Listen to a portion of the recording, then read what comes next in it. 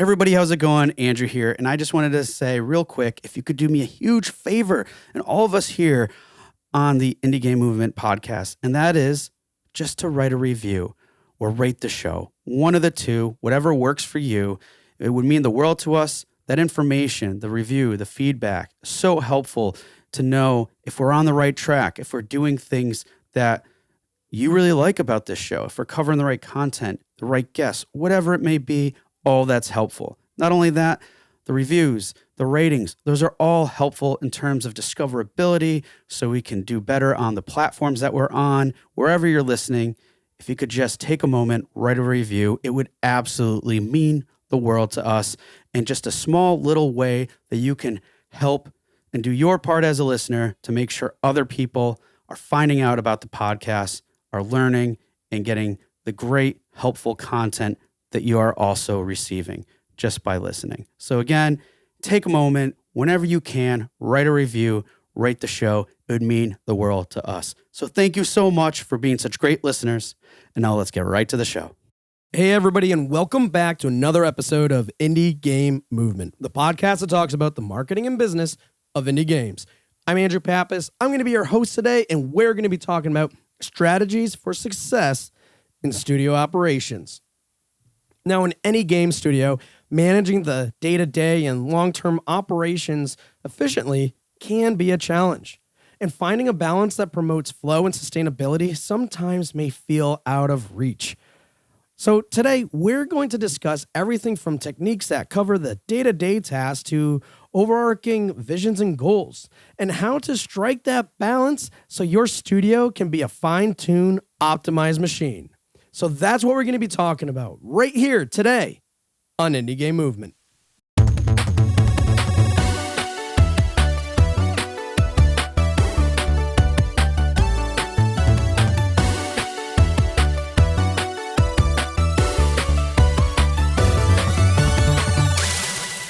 Hey, everybody, and we're back. And today with us, I have none other than Heidy Motta. Hi, Heidy, how's it going? Yay, how are you? I'm great, and I'm super excited to be here. Andrew, thank you so much for inviting me.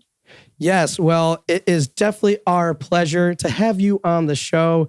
And, you know, folks, for those of you who aren't familiar with Heidy, she is the operations manager at Extremely OK Games, otherwise known as EXOK. And if you're not familiar with some of their titles, I think some will raise refresh your memory a bit here, or you'll remember or whatever, like Earthblade, Towerfall, Celeste, Tribes of Baldur. I mean, all such great games there, and I'm sure you're familiar with at least a few of them. And we're going to be talking some really cool, interesting stuff here. But before we do, I mean, I'm not even going to go into all the amazing things that Heidy does now, because we're going to have plenty of time to discuss that in a moment. But when you're not working, doing all sorts of, operations manager tasks that really, I mean, you're involved with a lot. But again, we'll get back to that in a moment. What do you do when you're not so crazy busy helping your team on all these different projects? Like, what are some fun things that you do just to relax and unwind a little bit, or just to go on a new adventure? Yeah, for me, what really relaxes me is studying different languages. Can it be like Mandarin, Cantonese, Japanese, Spanish, or whatever language I'm interested at the moment? Or maybe watching series or reading about history and philosophy, all kind of different stuff. Not necessarily related to games, but I play games too, but I like to do other stuff as well. So wait, are you a serial language enthusiast, or do you even go beyond that? No, it's not that serious. It's more I don't know. I just like this thing of learning different languages and be like, oh, this means that, and different alphabet. Yeah. Wow. I mean, honestly, it just sounds amazing in general, and just to have that much like, passion and interest there too. But I mean, on top, but you're doing that and then doing the other things too with like philosophy and stuff. And I just think it's cool because it allows you to have a pretty open perspective on things. So. Yeah, I think it helps, and especially philosophy. Like sometimes, when you have like those existential crises, and you are like, "Oh, what is the meaning of life?" And then you just read some philosophy books and just listen to some YouTube videos about stoicism or like whatever seems cool, and then you are like, "Oh, okay, it makes sense. Okay, I feel better now." That kind of vibe. Awesome. And that's a good vibe to get, especially when, things can be challenging and overwhelming. But at any rate, thanks for sharing that. But before we get into our conversation today, I'd love to have us learn a little bit more about you by having you go through our Q Box round. And folks, for those of you who aren't familiar, the Q Box round is just a few random questions I prepared today for Heidy. So Heidy, are you ready for the Q Box round? Yes, I was born ready. All right, that's the answer I like. All right. First is, what is your most influential or inspiring game? Okay, for me, I think it's still Journey because I think that game had such a huge impact on me when I played. I mean, like the art, the gameplay. It's just like I felt like I was such in a good flow when I was playing Journey. And I don't know, I never felt the same feeling after like playing Journey with any other game. And I just really like the mechanics that you cannot talk with the other players. You just make like some sounds and then you kind of like meet people that are playing and then you help each other. And I just feel like really emotional, even remembering about the game. It was a special one. Awesome. All right. Next is, what was your childhood favorite game? Okay, so I have some, but that's because I got my brother's old Super Nintendo as my first console. and then they gave me like Super Mario World, Aladdin, Lion King, and then I would play all these 3 games like every day after school, and I would have like so much fun playing it, like especially Super Mario World.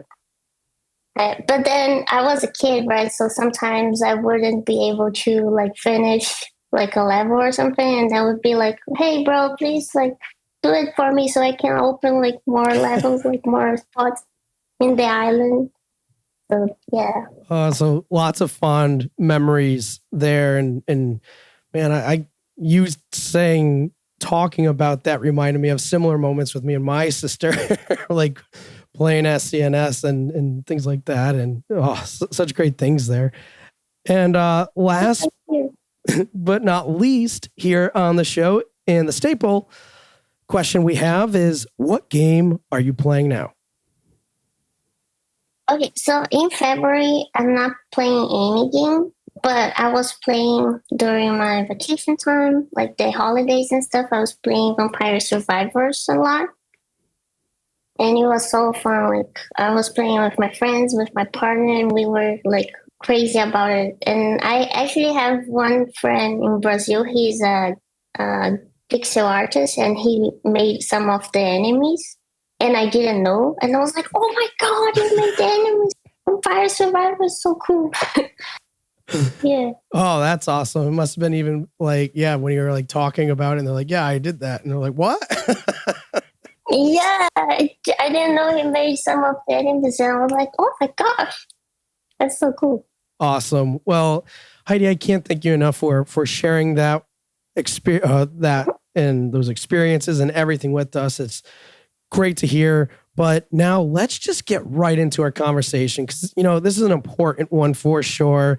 And something we want to dig into a little bit more because I don't think we really have discussed this before on the show, at least to this extent. And folks, what that is, as I shared earlier in the introduction, we're going to be talking about strategies for success. in studio operations. Now, I want to go ahead and kick this off to say, like, if there's one team member that wears a lot of hats in a game studio, I mean, honestly, there's a lot of them, right? Especially indies and such. But if there's one who does also do a lot, it's going to be the operations manager. All right, you can attest to this. So, knowing that, how do you go about navigating your work while striking a balance so that all areas of the studio are addressed? Mm-hmm. Well, I think first of all, you need to have like a really good sense of like organization. So organizing your weeks, organizing your daily stuff, and then you can use plenty like of tools for that.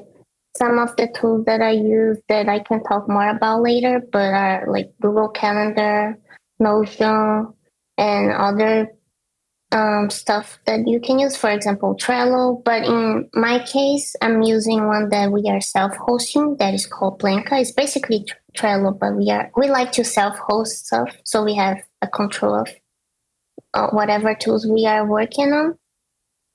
And yeah, basically you need to like learn how to organize yourself really well, so you don't get like lost in all the roles that you are working on. Because at least in my case, which maybe I don't know if it's like something common, but I'm doing like the social media, I'm doing the business side, I'm doing like lots of different roles that sometimes can get confusing for sure.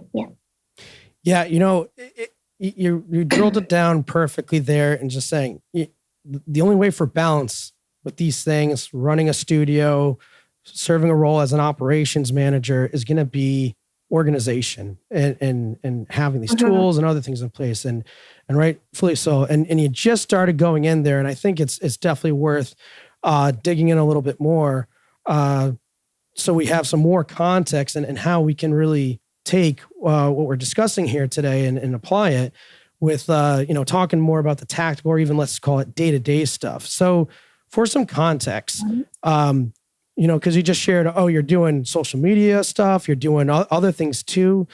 Could you just briefly share, like, what do day-to-day activities look like and consist for you, let's say for a typical week or even maybe a month? Yeah.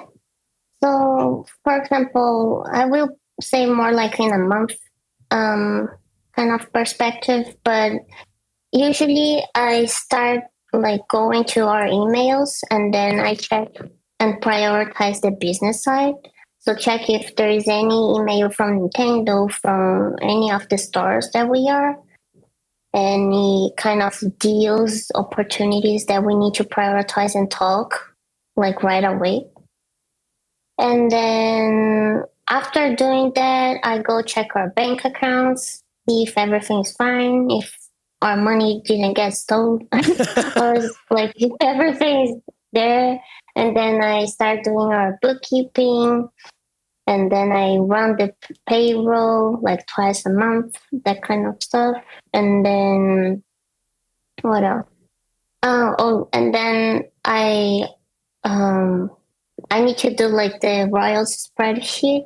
So I separate how much for like Celeste and Turfall are going to each member of the team, like, because it's all shared and stuff, and then we need to separate that really well. And each store has like a type of system that I need to access to get the numbers from the store.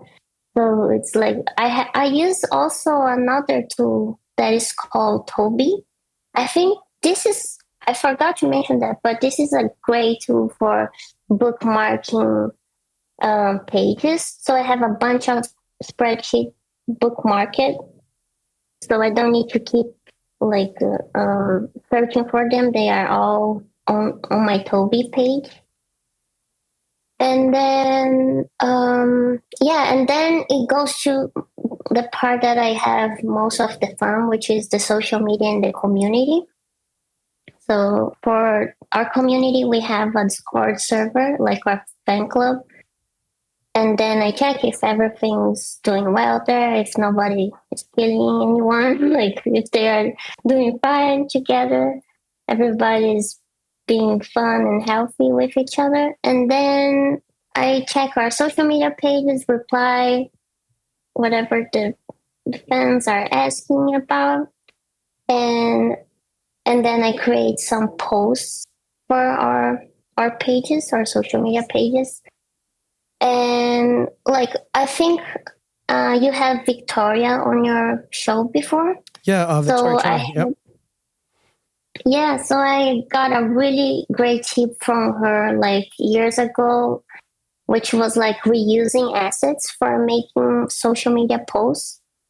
Because, for example, our studio, we haven't released Earthblade yet. So what I can post about is Celeste or Torfall, or about our like office, like our team and that kind of stuff. So for posting about Celeste, I usually reuse a bunch of the assets that we already have, because I cannot go to Pedro or Amor and be like, hey, can you make a new asset for me for, I don't know, like Chinese New Year or Christmas or something.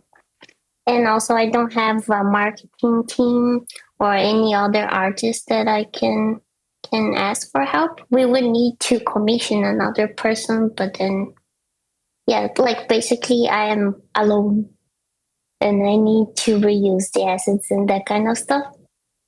So that was a great tip, like reusing whatever you already have and making new context with that kind of material.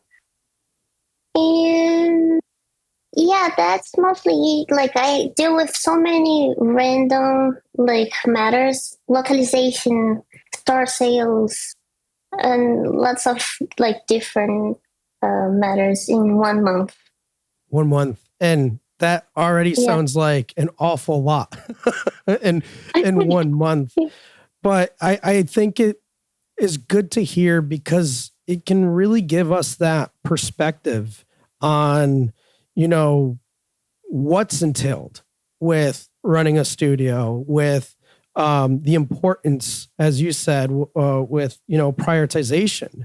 And at the top of that list is all the, business related tasks, because if you think about it, it's like there's things that need to happen. And if they don't happen, then development can't happen. Then, more work on, future projects can't happen. And it's really somewhat of a cascading effect if these things, are ignored. And yeah, I know some of us might be thinking, well, when we get to that point, it'll become a priority. But still, being mindful of those things to begin with are going to put you in a better position, because I know not everybody has an operations manager. Some of us are the operations manager and developer and musician and, whatever else. But which, yes, it's a challenge, but keeping these things in mind, keeping that idea of organization and prioritization, as Heidy just mentioned, is important, because it's not just her doing the administrative tasks. She's also doing the marketing tasks too. And having that balance, as she shared before, is always essential. So it's just really interesting to hear just how entailed this stuff can be. Because honestly, let's face it, it's a lot of stuff sometimes that we don't really care to talk about, want to talk about. And you even said too, you enjoy being organized and this stuff, but you do have fun, or maybe more fun, with the social media side of things.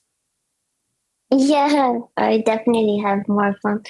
And like one thing that I noticed that some people maybe they can apply in their lives is, for example, if I have any question about, like, I don't know, in the bookkeeping side or any of the business side, I can ask our accountants, I can ask our lawyers, and I try to go in that route first instead of like asking our team members, because I want them to keep focusing on finishing the game, on working in the game. And I feel like if I'm there, it is because I need to like make the business side work so they can go into the flow of finishing the game and making the game. Like recently, like in the middle of like last year or something, I started also decorating Earthblade, like doing some decoration in the levels just for fun. But like beside, like other than that, I don't do anything in the game. That's just them. And I know that they hate so much like doing anything that is not working on the game. They hate like meetings and business talk. They absolutely hate. So I try my best to leave them working in the game, and I do all the other stuff. And I like that you called out on that too, because it is important, because I think what it does is it helps, it shows the understanding and the importance of the project, the goal essentially at hand, and to really fulfill your role in being like, hey, look, yes, there's other people that are larger stakeholders and such, but I know what their main focus and is to do. So I'm going to rely on these other sources that are going to have better answers than probably what they may know anyways. So that way they can truly free up that bandwidth, because bandwidth is limited. They're, like even things that might come off as very simple and, a quick question could really mean the difference between how productive you are for a day or not. So it's really cool to hear how you acknowledge that and move forward with that mindset. So one thing I want to ask about too, because I think you touched upon a little bit with your social media, is just like, systems that you have in place, like, and ones that you find really helpful. Whether, and you mentioned of some tools before. One tip that you mentioned too, which is repurposing like content. Like, are there any others that you find that are really helpful in doing what you do to, let's say, whether it's helping you to stay focused or the team? For social media specifically? Yeah, well, let's talk about that one. I know I'm giving you a lot to answer there, but yes, let's talk about social media. Like before, I was using Hootsuite. I forgot the name of the tool, but yeah, that's the one. Thank you. But then that one kind of like it will like confuses me more than help, at least for me personally. So, and then I was using TweetDeck, but then TweetDeck got shut down, and that was such a bummer because it was so useful for posting like all the content in all the different pages at the same time.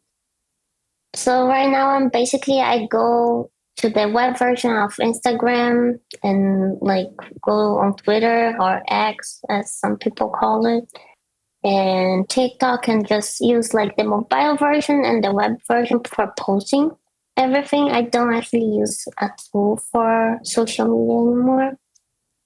So yeah, but things that help. Oh, okay. Some stuff that really helps is like for editing assets. There are lots of online websites and tools that you can use for changing the background, like doing animations. And I just need to. I can share you later some of the websites that I use. But I think they are really nice for creating social media posts. They have like templates, video templates that you can just mix with your own content, and then makes like such a good final content. And Affinity Photo for editing, like normal stuff, just like editing more professionally. But that's what I have been using so far. Yeah.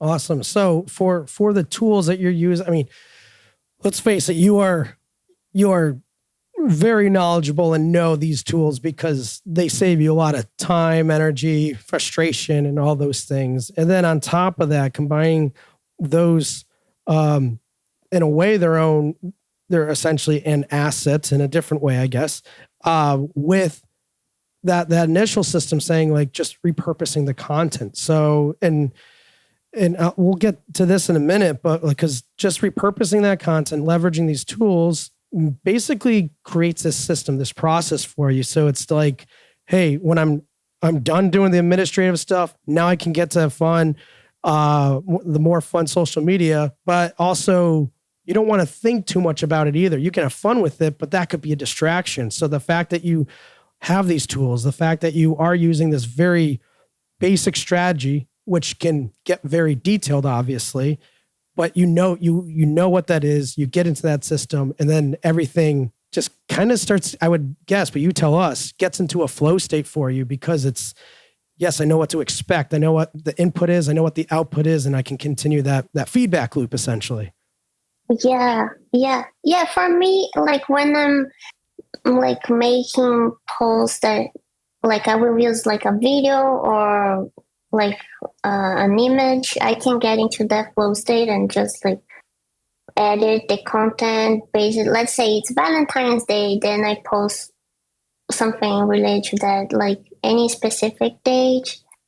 But yeah, like for posting stuff nowadays, I try to have like to give at least like a young, fun personality to the post, because I think that works best with the younger generation. If you talk more informally, if you make jokes, and if you just try to be like kind of their friend when you are talking with them. Because if you post, at least this is my experience with our games, right? Can be different for other studios. I don't know. But if I post more like formal, like everything is typed correctly, like they don't care. They're like, oh, boring, and pass. Because the attention span nowadays is like 3 seconds. Like it's so like it needs to be something that you kind of feel like connected, relate to the content. So it's like, oh, it should be like you are reading a post that your friend made. So using that kind of language, more informal, all in, not in caps, like just kind of using slings. I think that kind of attitude helps, and I see it works best for us if we do that way. And also, I think it's way more fun, to be honest, because I can talk with them and they just reply like so many fun memes and stuff. It's more natural. It's not something, oh, we are a company talking with our clients and we are above them. No, like we are equal, and then we just are sharing like perspectives and having fun online somehow. I try to create that environment. Yeah. And I love that you called out to that too, because while I think some of these things that Heidi just shared may seem apparent in everything, it's still part of the process. It's still having that understanding and knowledge and to a degree empathy of who the audience is, who you're talking to. And those pieces, those aspects still go into that whole system because you know of, hey, younger audiences, I'm going to have to communicate this way. These are all things that need to be somewhat predetermined. And now it's to a point where it becomes organic and everything. And I think it's important to call out to, because sometimes we might not see it as that way, or we're doing it so well and frequently. We may not realize that what we're actually doing is organically a developed system, which I thought is really cool, and just really, again, keeps that flow and keeps that fun. And on the topic of fun, because I know we mentioned this earlier too, you know, people may, with some of the things we called out to, that you called out to, you know, about what you do for your role as an operations manager, you know, people may just perceive that as, hey, it's nothing more than an administrative roles. And, you know, potentially because of that outlook, they may just overlook the creative aspects that may be associated with that role. So I was just curious, like, are there any things about the role that through organization and creativity that, intersect at all, because they it seems like a bit of a stark contrast in some ways too. Yeah, I feel like, at least for me, I feel like, of course, they are not the same because when we are dealing with social media and community, we can be a little bit more artsy. We can play with literally like art and make assets and images and videos and that kind of stuff. But when we are dealing with business, I don't think it's like unfun in any way because we can also be creative and making like spreadsheets that you can create like so many cool graphics on Excel and Google Docs, Google Sheets. You can like kind of organize and reorganize whatever you are working in a way that it looks nice. If you have Notion, you can create like really nice wikis and like be creative with that. And also, I think I try to humanize like the business side as well, because even when you are making a deal and you are reading a really long agreement with, I don't know, Nintendo or Sony, that deal and that act of working on the business side will translate to a person playing the game with a discount or having fun in their house. Like it's, you know what I mean? It's like whatever you are doing, the business side will translate to the player, and the player can have a better experience. Maybe somebody that, for example, in Japan, we didn't have Celeste for PlayStation 4, and now we do. And then when I was making the agreement with Sony, I always thought, okay, like people in Japan that have PlayStation 4 can play the game now. So that's like the fun side for me, like the creative side of imagining like, okay, I can then like connect with that community as well. Like I can have more players, like all the business side is not just money or numbers. They translate to the real life. And the real life itself is something that is fun in itself. I don't know if I'm making sense, but that's how I see things now. No, I mean, honestly, you said this, I'll paraphrase here, but it's taking like the business components and translating it to the player. And I feel like from my perspective, that's something that's constantly missed or not looked at. There's people out there that, like you mentioned, that are really focused on the creative side, the art side, and all these other elements and components that, are in this, creative space. And then when it gets to business side, we neglect, ignore, whatever it is, and understandably so. But if you're looking at it from the perspective of this ultimately translates to the player, part of the main reason why we're doing these things. So when you look at it and approach it that way, it allows you to look at it in a more fun way. It's like, oh, wait, okay, we got to plan out this pricing strategy, but man, think of how many new players are going to come into the community now that I get to talk to, right? Like all that's that like translation process that's happening. And then to backtrack a little bit too is, which I was smiling a lot when you said spreadsheets. Like me personally, in some of my previous work, I just would love seeing what formulas, learning about formulas. And then I found out people can even develop games essentially in a spreadsheet. It's possible. And just reinventing and how do I make this more efficient? And I mean, hey, it's not for everybody, but it's like when you're creating, and just as this example, when you're creating a spreadsheet that's designed to do a certain thing and you're like, wait a minute, I found a way to do this or make it easier for people to use. And then it's like a Zen-like moment in some times. So it's funny how the creativity side can really come out in instances where you're like, oh, administrative, like blah, but it's like, as you called out to, there's lots of little fun moments that can, make make it a creative process, even though at face value it might seem kind of boring. Yeah, like I feel like I don't know, like of course it's like we mentioned, it's different from working with art or marketing or anything. But if we think about a programmer, we can like have a kind of a similar role. Like the person is coding, it's just like formulas, and the person is coding just letters, numbers, but that will translate into like a game or a product. Like I feel the same way about the spreadsheets or the business agreements that will translate into something beautiful. So that's the way I see it. Amazing example, because you're spot on with that. So awesome. Mhm. So we talked about some, really deep in the weed type stuff. Now I want to see if we can discuss a little bit more about strategies and let's say even overarching goals.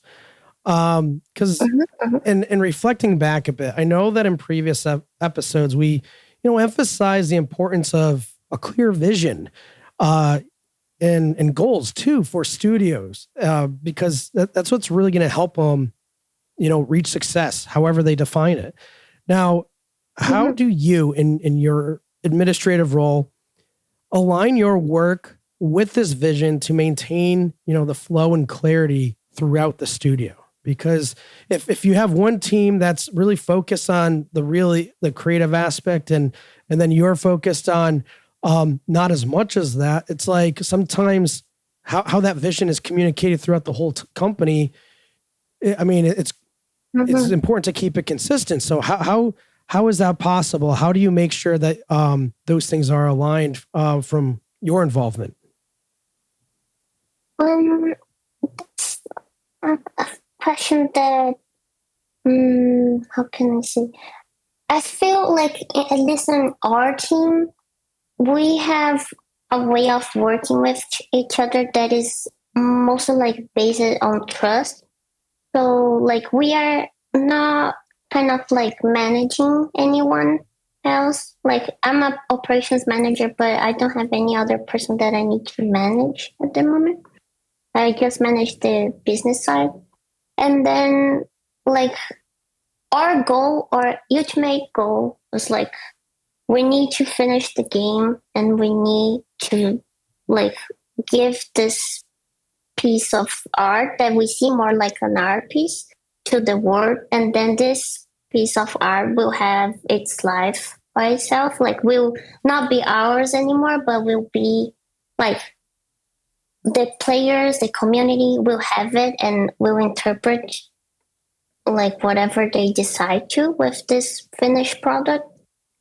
And then, so my goal, I think, like I mentioned, is something more like I will make sure that everything on the business side is flowing and is working. So we don't have any problems with taxes or paying late fees or anything that is weird and can mess up our budget. And then my team workers, they are like more focused on finishing the game and like just doing whatever they do in the time that they decide to, because we are very flexible. Nobody needs to be there at a certain hour and finish at a certain hour, or be at the office 100% of the time. We are very flexible. So it's more like based on trust, I think. So the goal, the ultimate goal is to deliver Earthblade, but we also don't want to die in the process of finishing Earthblade. So the team, for example, they just made Celeste 64 for the 6th anniversary. Just for fun, they made it in 1 week. They made the game in 1 week, and they were like, "Oh, that was so nice!" And the game is for free; it's out there. So yeah, I don't know. It's kind of abstract, but that's kind of the way that I feel. Yeah, and you know what? I think ultimately what you described there is essentially your studio's, your company's culture. because of the aspect of the understanding and being open, like the culture itself is also relating to the vision, to the overarching goal as well.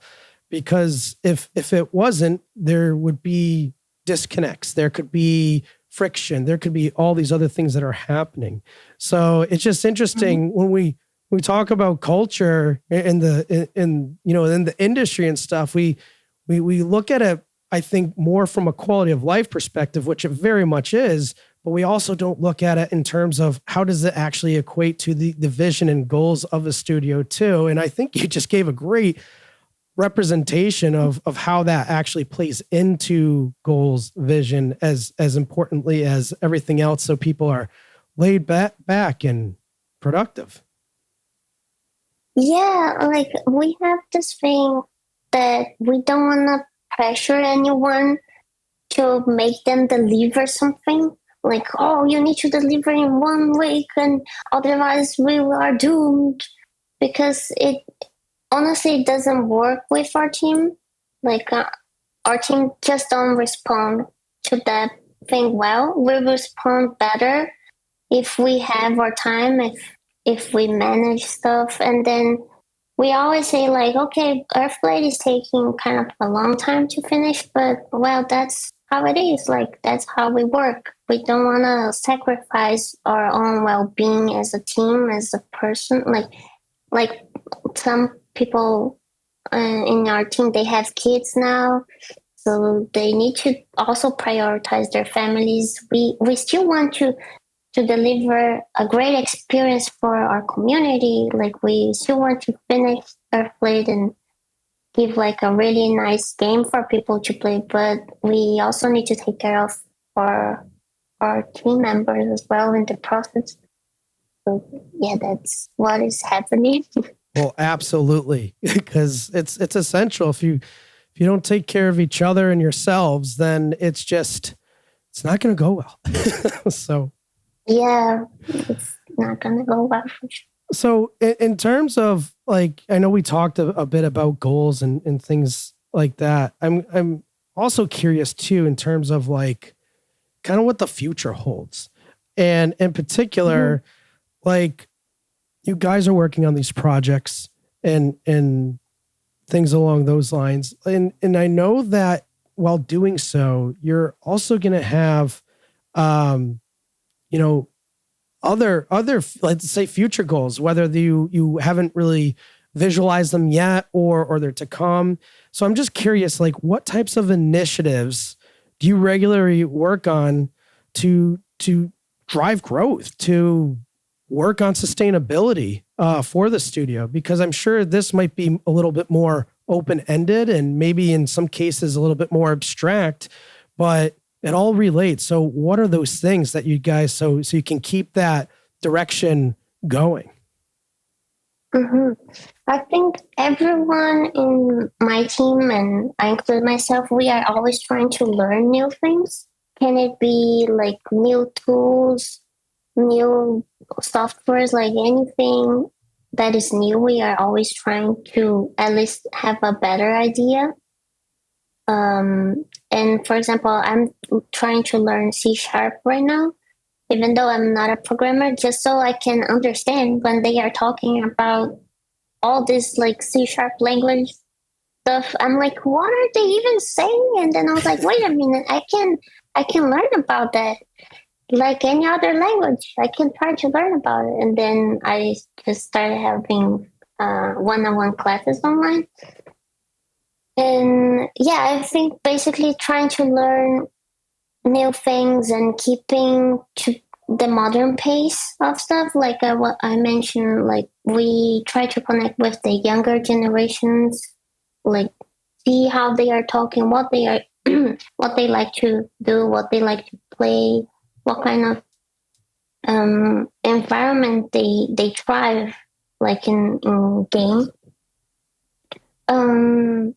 And also, of course, we are not leaving the millennials or the other generations behind. We want our games to be fun to everyone, but we also understand that everything and technology changes really fast. So we need to keep up with that.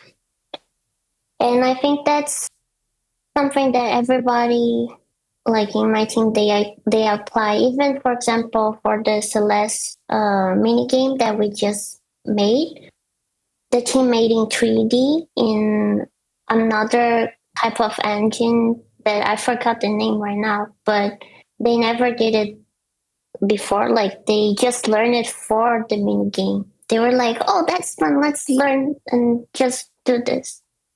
We are always trying to learn new things and innovate in whatever ways we can.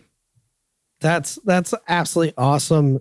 And it's funny, as I was writing down on my notes the word innovate, you said that. So, but and rightfully so, right? Because I mean, let's face it, folks. I mean, taking these types of approaches, like I love that you mentioned about learning to code. Now, maybe that could open up other possibilities for you. Maybe it's just simply, hey, I'm just interested and want to know, because then I can even become more involved, or just maybe a way to be more helpful with the team. And here's a way to look at it too. It's not necessarily like, hey, Heidi's going to go out and start coding with the rest of the team all of a sudden, right?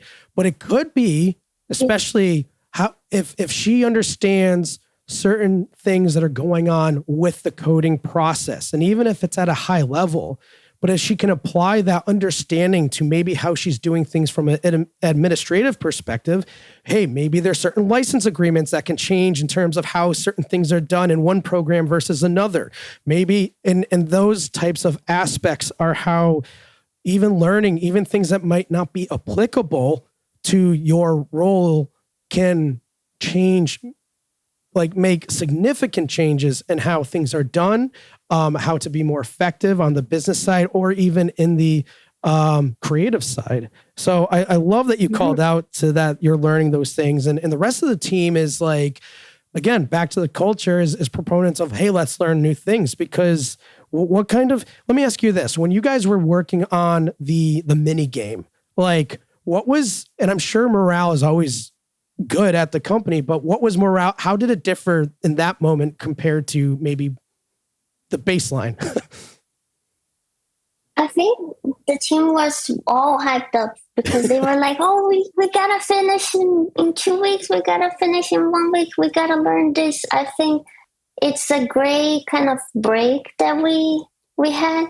So like they were learning new things in those specific weeks, and they put all their effort into it. And then after finishing the game, they just feel proud and feel better.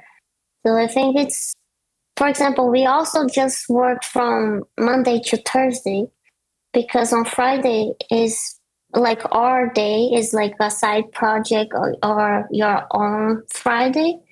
And the idea is that, for example, in my team, like everyone kinds of, they have their own side projects.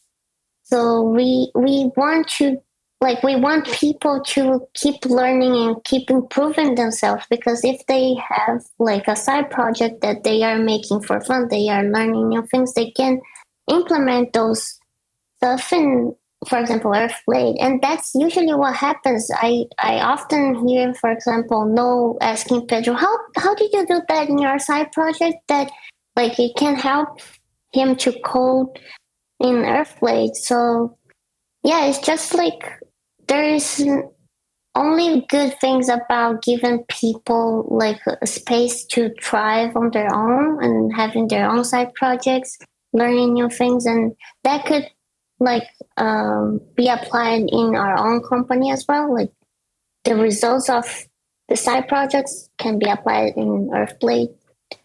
I love that. As you're talking about, I'm like, just that concept, my gears inside my head were turning of thought of a name. I'm like Friday Fuel Days, because it's like, it's like feeling creativity. It's feeling innovation. It's feeling all this stuff and just think of like how exciting it is to look forward to a Friday, not because, oh, we're about to go home soon.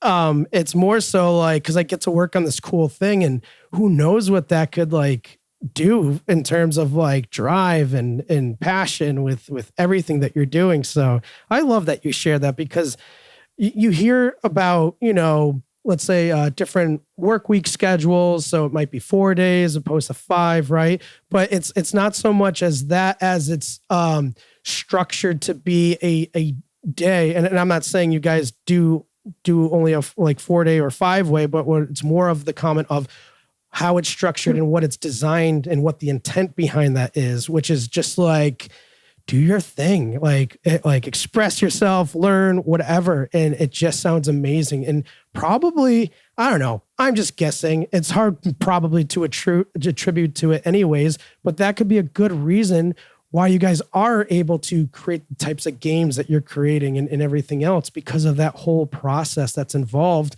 Just a one day a week. And who knows what could make it, could happen out of that.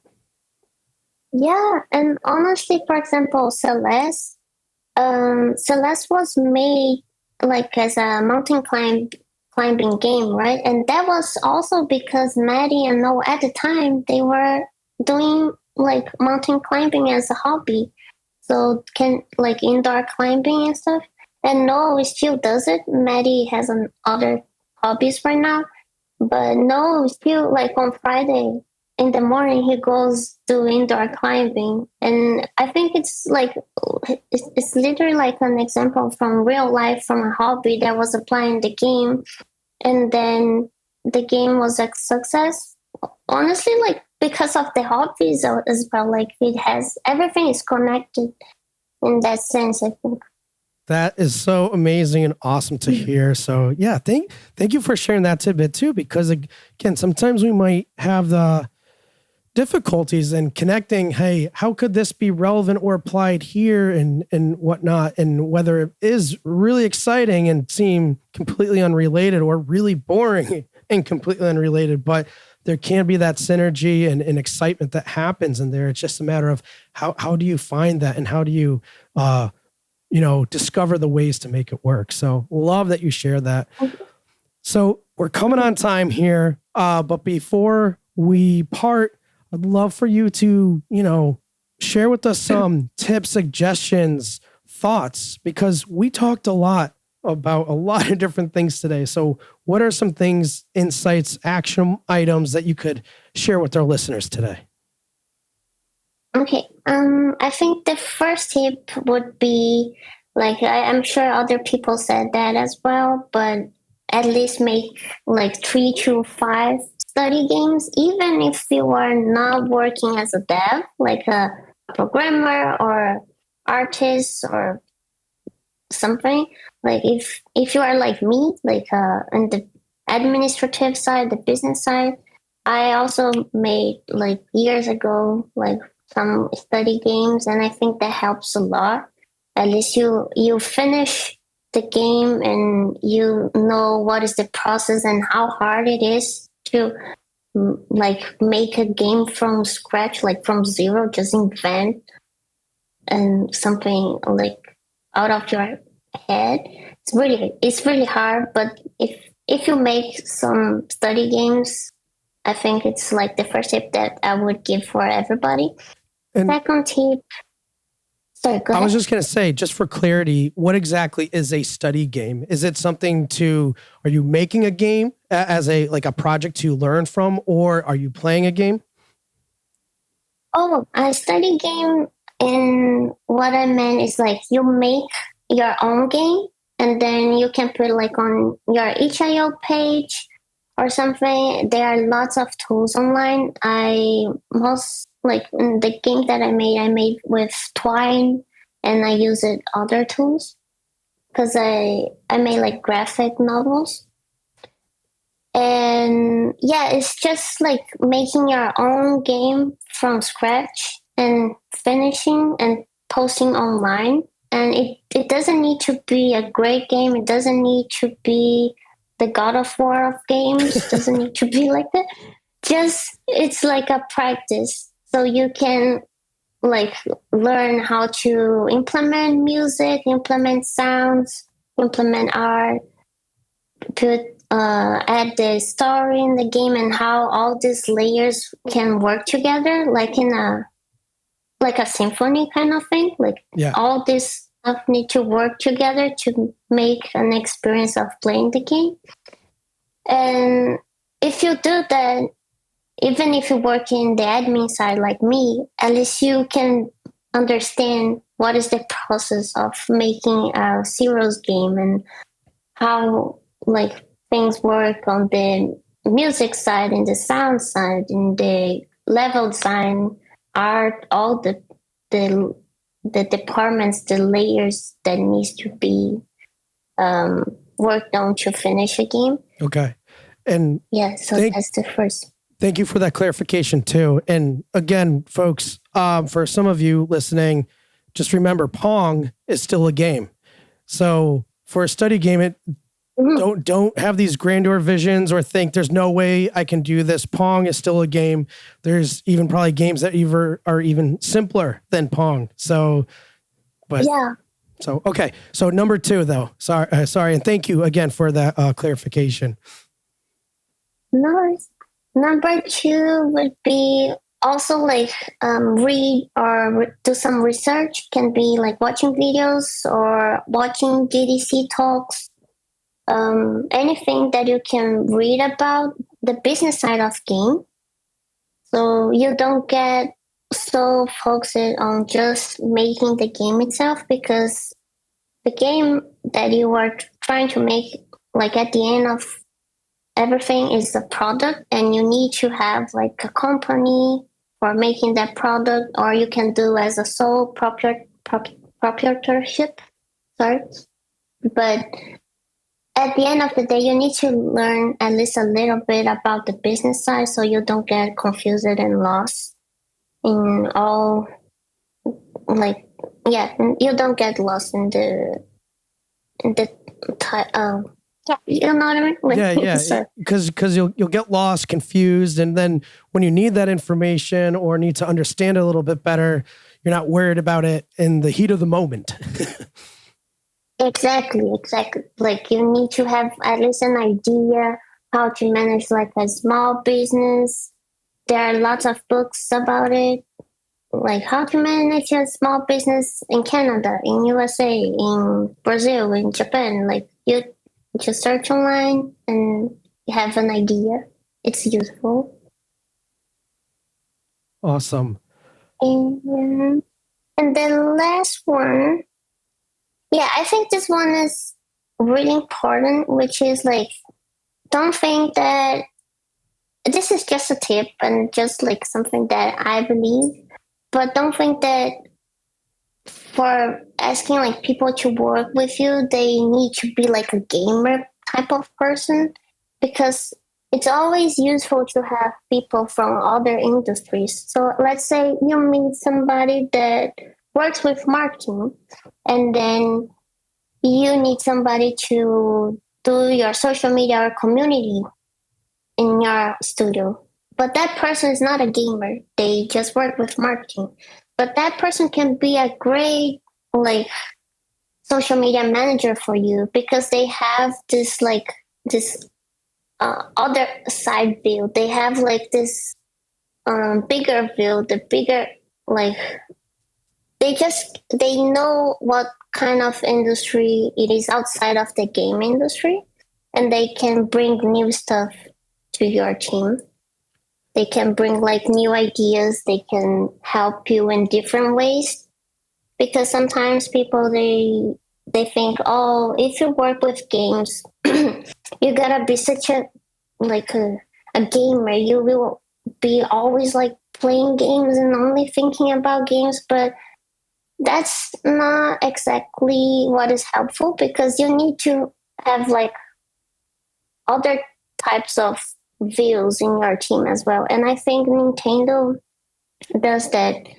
At least that's what I read, that in Nintendo, if you just know about like the game industry, they're like, oh, but don't you know about any other things outside of games? Like they want to have other types of people in their team to help them grow. Yeah, because I mean, Yeah. there are people who make games, and there's definitely people who play games. But the point is, we're all people. It's not our livelihood. We don't exist for the sole purpose of making games or playing them. We exist for so many other different reasons. So to only talk to other people, or only to talk of players as doing nothing but playing, it's, if you think about it, it's kind of silly. Yeah, because then the innovation part can get lost a little bit. If you hire somebody that is like a real gamer, let's say, they already know how to play games. They already have that inside them. But if you hire somebody that don't actually really play that many games, when they play your game, even like for testing, they will have a different perspective, and they can help you grow to other audiences. They can give you new ideas that maybe you were kind of not aware of. They kind of vibe. And one quick shout, another callback, because you mentioned earlier Victoria Tron, taking a tip from that she provided. Well, another fact, if I'm remembering this correctly, I don't think she necessarily has a background, or maybe she does, but I think at one point she was trying either on a path to like the healthcare industry, and you couldn't think of that being anywhere like further away from games, right? But and I think to some extent, just different perspectives and things. People coming from different perspectives, again, like you said, can allow lots of different innovation and understanding of things, which is going to be beneficial. So at any rate, to your point, those various backgrounds and everything else are super important. And like you're saying, it's like, not only gamers, it's people. We're all people in this. So probably shouldn't just like think of, as getting into games is just about games. It's about people at the end of the day. So I'm love that you called out, and you're right. It is super important because sometimes we forget that. So, but we're all people. So, well, Heidy, I can't thank you enough. Super insightful stuff. And especially like, wow, it's like we dove into so many cool things about something that might, again, be perceived as not as cool, but did we learn otherwise, I think, today. So thank you for that. But before we go, how can people find out more about, excuse me, more about your games, more about your company, connect with you? Please share us some links. Okay, so connecting with me, I have all my socials on my own website, which is Heidy.page. HEIDY.page, or like for my company side, like Extremely OK Games, it's exok.com. And that's mostly it. Like from our website, all our socials will be there, or email. Feel free to reach out, send hi, send pet memes, whatever you want, just reach out.